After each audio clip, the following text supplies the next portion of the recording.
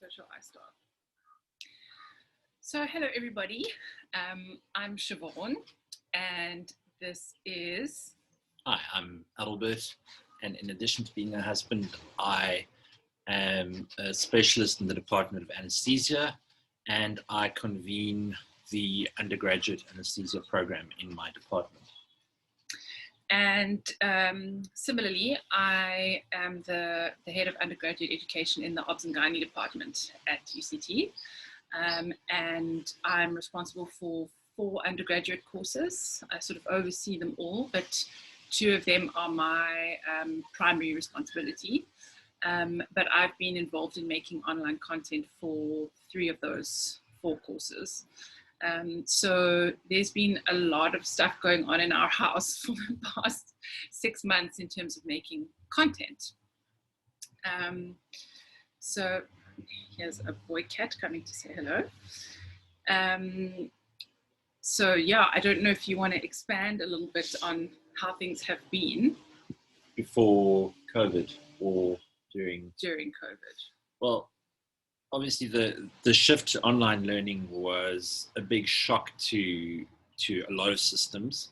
I don't have as many courses as you do, but we have 2 primary undergraduate courses in our department, of which I run and organize the introductory course, which is the largest component of our undergraduate teaching. That necessitated conversion of all the formal teaching into an online format, which required a lot of content needed to be created. And also a lot of behind the scenes admin that applied to everybody in how to separate the practical and theoretical components. So I was involved in reorganizing and interrogating existing material that we had, plus creating new content for our course. Yeah, and Snap for me, for my courses. And we kind of got to the point where we started helping each other, and that's what we're going to showcase in the presentation. But just to contextualize a bit how the students know us, they come to me first in 3rd year for their women's health rotation, and then they go to you for their 4th year anesthesia, and they come back to me in 5th and 6th year. And then they return to us in 6th year. Yes. So by the time they get to 4th year, they've met me, and what I realized was happening is that every time, you know, a 4th or 5th year would come to me and say, "Oh, we had a tat from your husband," and I'd be like, "But how did you know he was my husband?" And it turns out that he was introducing himself and linking himself to me for all the 4th years, because he knows that they know me from their 3rd year course. So the students know we're married, and we couldn't have really predicted how our collaboration, well, it did things that we maybe didn't anticipate. Mm-hmm. One of the reasons I often tell them that I'm married to you is partly it's a bit of an icebreaker for the students, because they often find anesthesia formidable. It's also often their first practical rotation, and or it's their very first time in theatre. Anesthesia can appear quite a remote and very technical discipline to students, bearing in mind in many countries it's not taught to undergraduates at all, because it is seen as a super specialist discipline. So I think it helps contextualize that the lecturer is also a regular human being, and for them to see that I'm married to another person who is a lecturer and a clinician and a teacher, I find often humanizes the interaction between course convener, lecturer, and student.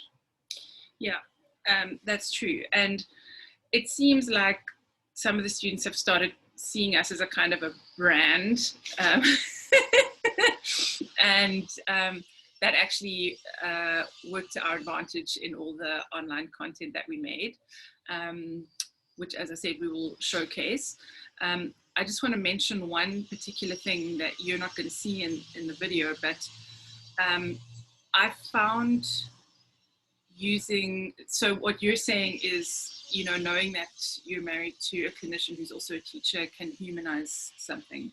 And for my third year course, I spoke to you about views on termination of pregnancy, to show that two people who are married and in the same relationship can have dissenting opinions. But also two people who are clinicians, who are Yeah, involved two in people the care of exactly patients. in the care of patients.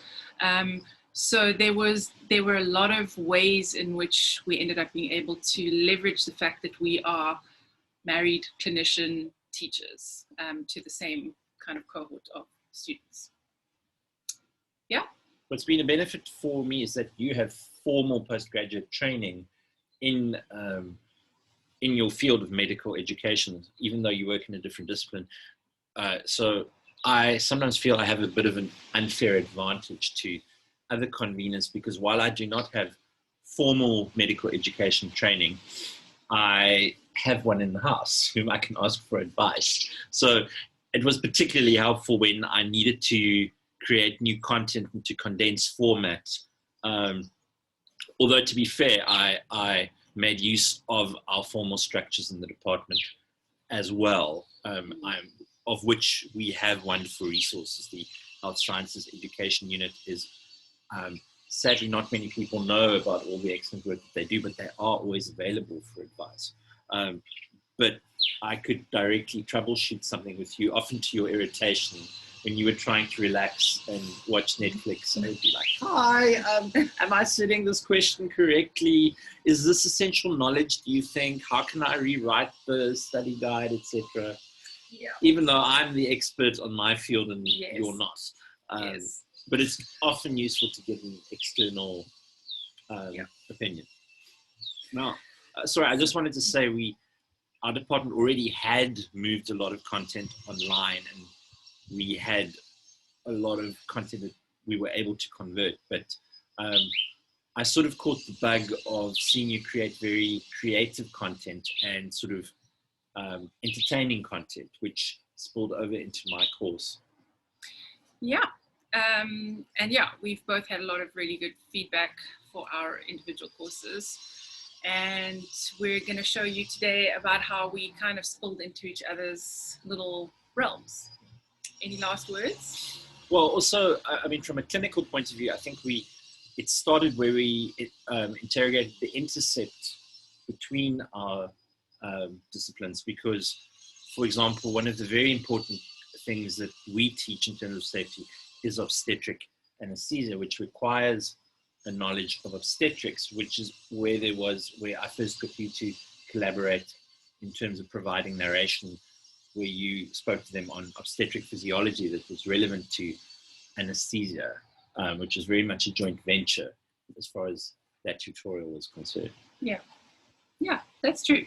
So yeah, there were a lot of ways in which things were reaped from our union. Okay, shall we sign out and show everybody the backstory and some examples of what we did? Absolutely.